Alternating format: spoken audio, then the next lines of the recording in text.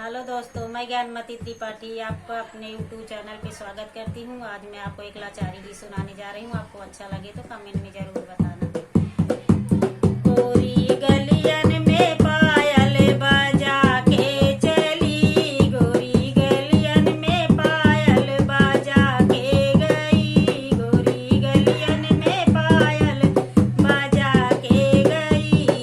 पायल बजा के गई जिया तरिसा के गई, पायल बजा के गई जिया तरिसा के गई, गोरी गलियन में पायल बजा के गई, गोरी गलियन में पायल बजा के गई, गोरी गलियन में पायल बजा के गई,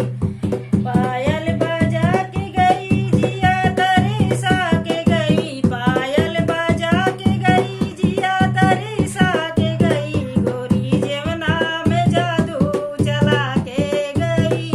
गोरी जेवना में जादू चला के गई, गोरी गलियन में पायल बजा के गई, पायल बजा के गई जिया तरिसा के गई, पायल बजा के गई जिया तरिसा के गई, गोरी घड़िला में जादू चला के गई, गोरी घड़िला में जादू चला के गई, गोरी गलियन में पायल बजा के गई, पायल बजा के गई जिया तरिसा के गई, पायल बजा के गई जिया तरिसा के गई, गोरी से जिया में जादू चला के गई, गोरी से जिया में जादू चला के गई,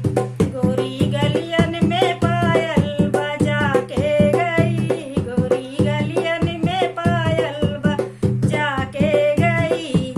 पायल बजा के गई जिया तरिसा के गई, पायल बजा के गई जिया तरिसा के गई,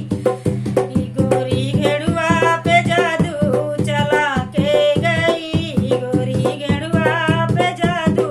चला के गई, गोरी गलियन में पायल बजा के गई,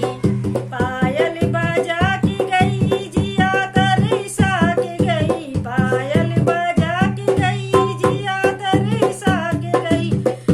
गोरी बिरिया पे जादू चला के गई, गोरी बिरिया पे जादू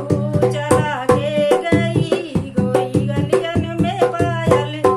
बजा के गई, गोरी गलियन में पायल बजा के गई। धन्यवाद।